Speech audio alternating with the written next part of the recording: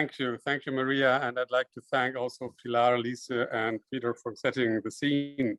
And thank you for inviting me. I think what I heard so far really resonates what we are trying to do from the Commission and from the trade angle. And of course, all these policies we're discussing here today are not only trade issues. I mean, that's one of the challenges we have when we talk about digital. It covers a lot of ground, and this will come back to that, what the consequences I think that should have also for setting up dialogues and the work in the transatlantic sphere. But let me say something very obvious in the beginning, because sometimes when everybody talks about China and everything else, it's often forgotten. We are, the EU and the US are not only value partners, but we also are strong trade, investment, military and security partners. I think it's an obvious point that if you look at supply chains and technology, digital services, interconnection, and these things, you will easily find where the deepest connections are, and they're obviously in the transatlantic partnership. I always hasten to say when people say China is the biggest trading partner of the EU, that's nonsense. It's on goods, it's not on services, it's not on investment, nothing else. So it's a very topical, small part of the relationship. But we have challenges, and one of them obviously is the digital transformation we're talking about now. There's also the climate issue. Those two issues are dominating the agenda of this commission, and they obviously have an enormous impact on our economies. And we have a number of challenges that we should address. Obviously, for our prosperity, the trading opportunities have always been very important. A smooth trade of services and goods across the Atlantic, reducing the barriers. That's classical, if you wish, DD trade stuff.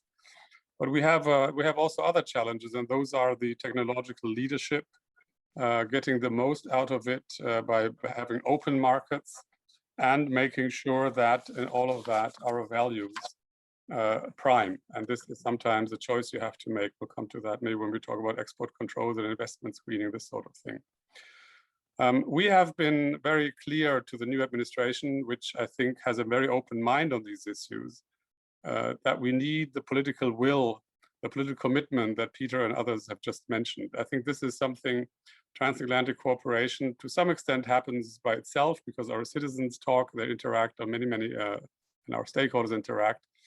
But when it comes to regulation and trade rules and this sort of thing, political will matters enormously because many of the stakeholders that we want to cooperate more, talking about standards, it was mentioned already, II standards, Internet of Things, these things, many of the regulators need that political backing and push, because otherwise they will do what they do best, is regulating their home turf, their home market, the internal market, or the huge American market, just to give you a comparison.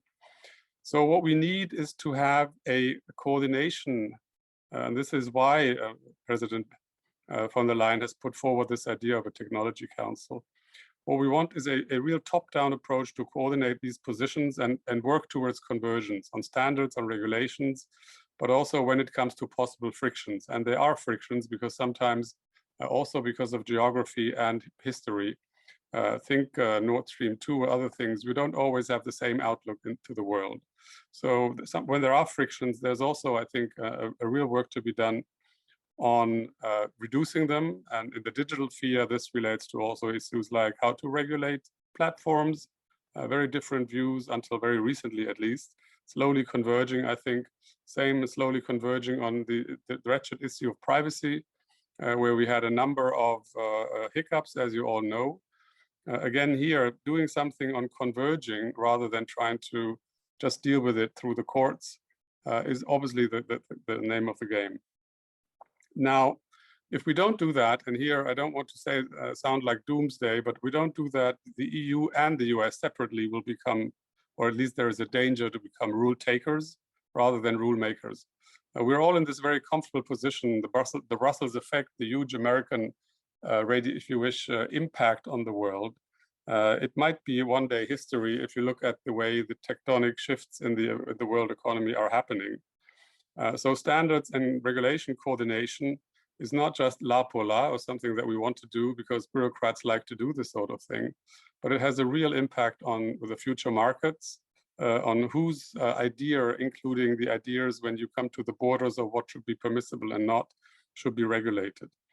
And we don't want, the worst thing we could do is have a digital border between the Atlantic in a sort of multipolar digital world. We already have a Chinese internet, a Russian internet. We don't need a separate US and Europe internet on top of that. And I'm not talking about other players who also try to sort of cordon themselves off from some parts of the digital data flows.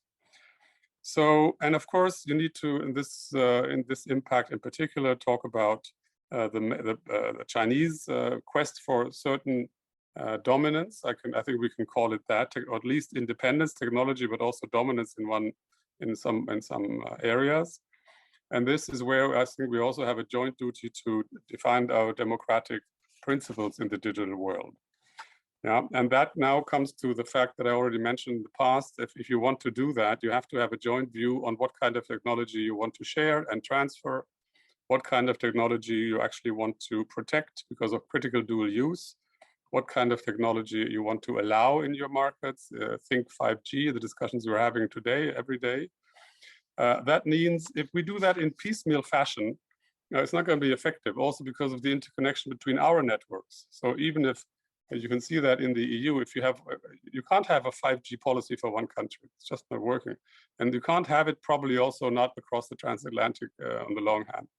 So, those are the issues that I wanted to throw out in the beginning. There is another issue which is now coming out very strongly, which is the whole question of supply chain resilience, which is linked to all of these discussions, because why do you want to be resilient? Because you don't want to be dependent. And that has consequences as well for how you deal with your trade. And that goes also into this area of export control and investment screening, but it has more than that. Safe supply for raw materials, safe supply for semiconductors, a very topical issue right now, where we are in the EU trying to do our best to catch up on some issues where we lag behind. But also, I think coordination on high tech. If you wish, vaccines are high tech as well. I mean, they're technology certainly, and we have had actually, if you talk about regulation, quite some promising attempts to make it easier for our companies in the pharmaceutical sector. That's not necessarily a trade and technology issue that comes to mind immediately, but it's certainly a technology issue where even simple things as respecting each other's GMP, good manufacturing practices, and so on for these products make a lot of sense. Not to speak about the ingredients of vaccines, because vaccines, as you know, are quite very complicated supply chains. To make sure these supply chains stay open and we know what we're doing without cutting each other off from some of these. And I think you're pretty much aware of what I'm talking about, given the experience of the last couple of months. Now, one issue, and I'll be brief now. One issue I wanted to say is this is not something that should be couched in a transatlantic versus the rest of the others. I think we really have to play our strength, not so much our defense, which we also have to play. I mentioned that now a number of times, but really also make sure that the openness that are such a sign of distinction of our markets, and the rule of law and the level playing field, these are strengths that most players in the world actually like, because they all want to compete on an equal footing, and they don't want to be dwarfed by either of the giants. So we have to do that as well, and this is where the WTO and the question what can we actually do in a global world comes in, not only but also. And I will just mention it because it's part of my pay to mention the open strategic economy process, which we have in this regard. I would just want to say that from a trading perspective, we talk about open strategic autonomy, not strategic autonomy as such. It doesn't make sense for us because we won't be autonomous just by doing it all ourselves. It's just not going to happen. So that doesn't mean we are naive and that we don't protect ourselves when we have to, but this surgical piece of our work is the one where we have to coordinate much better as not to sort of work to cross purposes. So that's what I wanted to say as an opening for this debate. This is where DG Trade and the Commission is coming from. Strong coordination in the Tech Council, a lot of good top-down, I think, more coordination work based on shared democratic principles. And of course, we hope that the summit in 3 weeks' time will actually deliver a real political impetus to bring this work forward. And I haven't talked about the Parliament yet, but I think that has all been said by Peter and others. I think we need all stakeholders in the EU, all institutions, I think are ready for that as far as I can see. And that's actually a very good sign, because we stand together in our offer to the United States on these issues. Thank you.